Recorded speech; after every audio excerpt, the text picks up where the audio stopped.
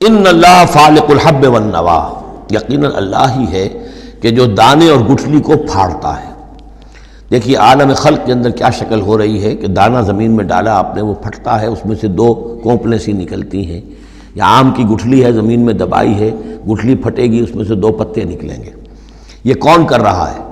اگرچہ بظاہر خود بخود ہو رہا ہے، جو بھی اللہ تعالیٰ نے فزیکل اور کیمیکل چینجز کے یہاں پہ قوانین بنا دیے ہیں اس کے تحت ہو رہا ہے، لیکن کرنے والا کون ہے؟ فاعل حقیقی کون ہے؟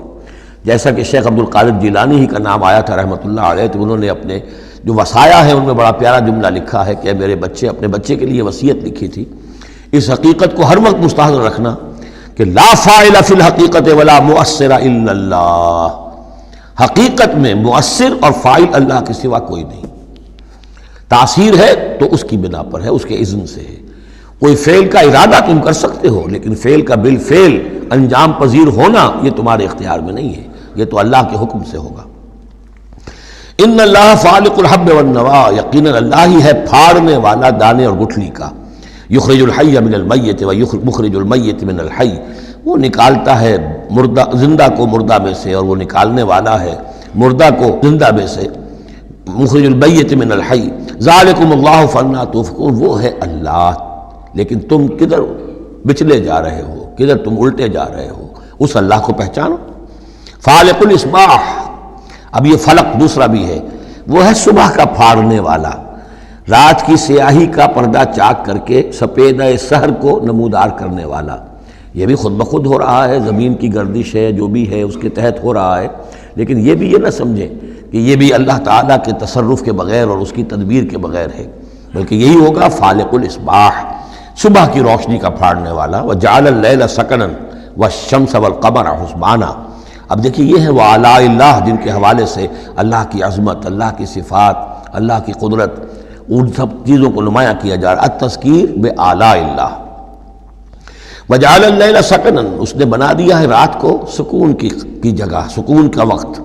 والشمس والقمر حسبانا، اور سورج اور چاند کو اس نے بنا دیا حساب کے لیے، وہ حساب کا ایک نظام ہے جس کے تحت چل رہے ہیں، اسی سے دن وجود میں آ رہے ہیں، رات وجود میں آ رہی ہے، اسی سے مہینے وجود میں آ رہے ہیں۔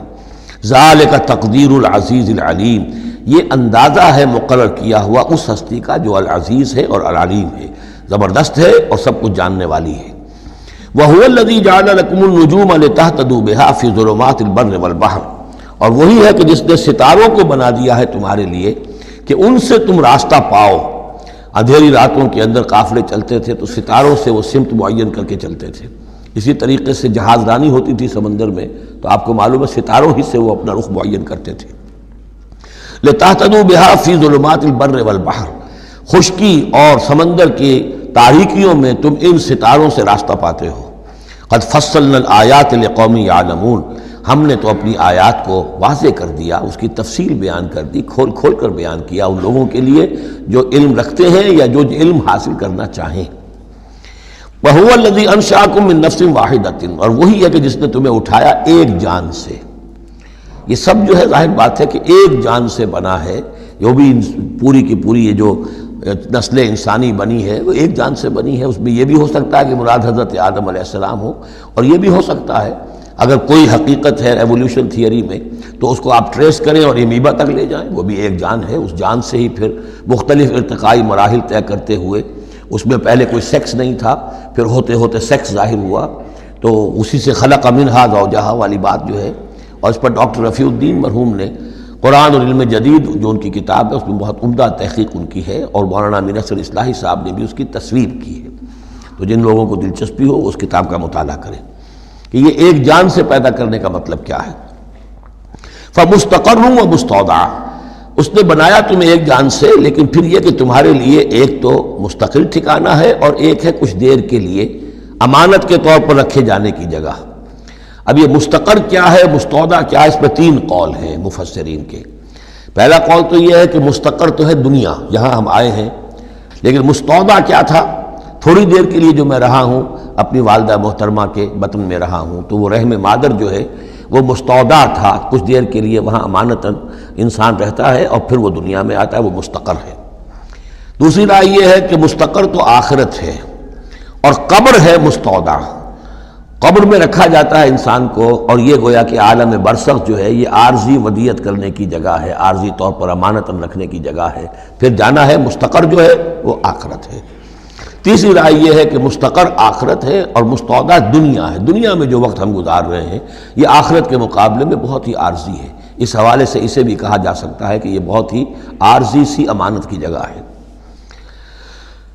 قد فصلنا الآیات لقوم یفقہون، ہم نے تو اپنی آیات کو واضح کر دیا ہے اور تفصیل بیان کر دی ہے ان لوگوں کے لیے جو تفقہ سے کام لیں، غور کریں، سوچیں، سمجھیں۔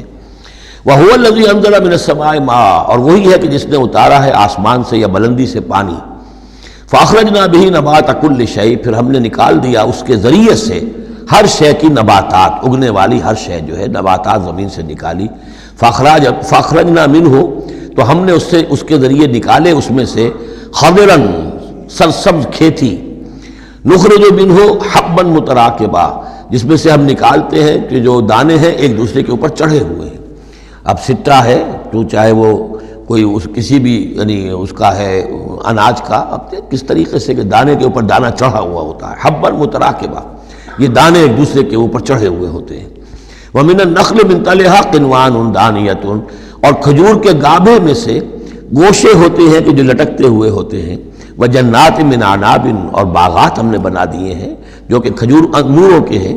وَالزَّيْتُونَ، اور زیتون، وَالرُّمَّانَ، اور انار، مُشْتَبِهًا وغیر متشابہ، ایسے بھی جو ایک دوسرے سے ملتے جلتے ہیں رنگ میں، روپ میں، شکل میں، اور ایسے بھی ہیں کہ جن میں کچھ فرق ہے۔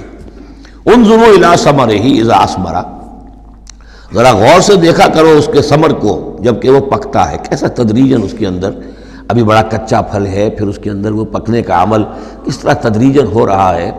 انظروا الی ثمرہ، ان ثمرات کو دیکھا کرو، اذا اثمر، جب کہ وہ پکتے ہیں، پھل لاتے ہیں، وینعہ، اور اس کے پکنے کو بھی دیکھو، اذا اینعا، یہ گویا کہ یہاں محذوف ہوگا، وینعہ اذا اینعا، انظروا الی ثمرہ اذا اثمر، دیکھو اس کے پھل لانے کو جب کہ وہ پھل لائے، وَيَنْعِهِ إِذَا أَيْنَعَ، اور اس کے پکنے کو دیکھو کس طرح تدریجاً وہ پکتا ہے۔